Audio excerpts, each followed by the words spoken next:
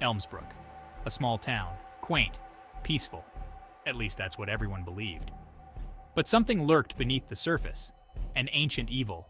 The townsfolk called it the Harbinger, a creature of shadow and fear. Legend had it that the Harbinger fed on terror. The more frightened its victims, the stronger it became. Stories whispered through generations spoke of disappearances. People vanished into the night, their screams echoing in the darkness. The legend was always dismissed as folklore, a scary story to keep children in line. But some secrets refused to stay buried, and in Elmsbrook, the truth was about to resurface. It would start with an old book and a full moon. Lucy, the town librarian, had always been drawn to the past. She loved the feel of old books, the smell of aging paper. One afternoon, while sorting through a new donation, she stumbled upon a leather-bound volume. Its pages were brittle with age. The cover was blank. Intrigued, she opened it. The text was handwritten in a language she couldn't decipher. As she flipped through the pages, a small, faded illustration caught her eye.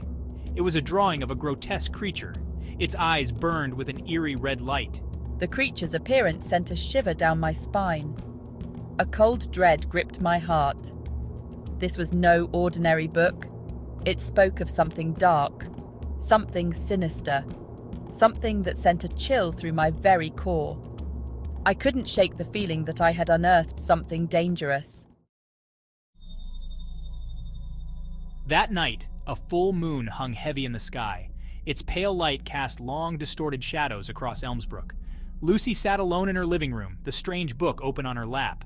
She had been trying to decipher the text for hours, but the strange symbols remained a mystery. Suddenly, a gust of wind rattled the windows. The sound sent a jolt of fear through her. It felt colder now. She could have sworn she heard a whisper, faint and indistinct, coming from the shadows in the corner of the room. My heart pounded in my chest. I strained to listen. The whisper grew louder, more insistent. It seemed to slither around me, coiling around me like a serpent. It was time to seek help. I needed to tell someone, anyone. I burst through the doors of Mark's clinic, gasping for breath.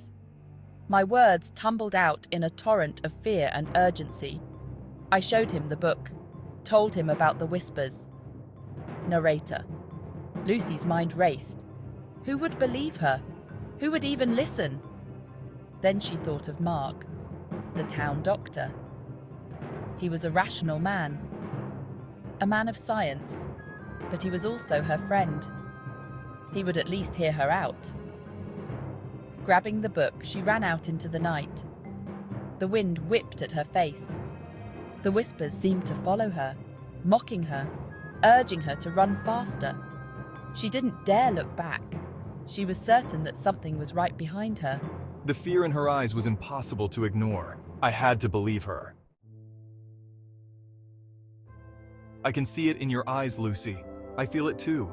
The air, it feels so heavy, oppressive. We need to go to Father Thomas. He might be able to help. S1. Mark, listen, I found this book. It's terrifying. There's something really wrong here. Father Thomas, the town priest, was a man of deep faith and wisdom. He had seen a lot in his years, heard a lot of stories. Some he dismissed as nonsense, but others, he knew, held a grain of truth. This felt like one of those times. They rushed to the church, the old building looming large in the moonlight. Father Thomas listened intently as they told him about the book, the creature, and the whispers. A look of grave concern crossed his face. He knew the legend of the Harbinger. He had hoped it was just a legend. The Harbinger feeds on fear. We must not give in to it. We must stand together and fight back. Father Thomas opened the old book and examined the strange symbols. He had seen these symbols before, in ancient texts hidden deep within the church archives. Texts that spoke of forgotten rituals, rituals meant to banish evil. Time was of the essence. The Harbinger was growing stronger. They could feel its presence now, a palpable darkness pressing in on them.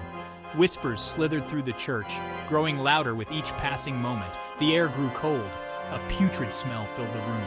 The shadows in the corners seemed to writhe and pulsate. And then it appeared. The Harbinger, just as it was depicted in the book, a grotesque mockery of life. Its eyes blazed with malevolent glee. Fear threatened to consume them. But Father Thomas stood firm. His voice rang out, strong and steady, reciting the ancient words of banishment. Lucy and Mark joined him, their voices uniting in a chorus of defiance. The Harbinger hissed, its form flickering as if struggling to maintain its hold on the physical world. The whispers intensified, becoming a deafening cacophony of terror.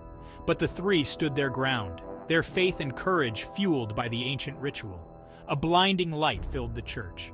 The Harbinger shrieked in rage and pain as its form began to dissolve. The shadows receded. The whispers faded into silence. The air cleared, leaving behind the faint scent of ozone. The ritual was a success, for now. As the first rays of dawn pierced through the stained glass windows, a sense of relief washed over them. The Harbinger was gone, banished back to the darkness from whence it came, but the victory felt bittersweet. Father Thomas closed the ancient book, a look of somber satisfaction on his face. The Harbinger is cunning. It will return. It always does. We must be vigilant, ready to face the darkness once more. The Harbinger might be gone, for now, but the memory of its terror lingered. A shadow lay over Elmsbrook, a silent promise that the darkness would rise again, and when it did, they would be waiting.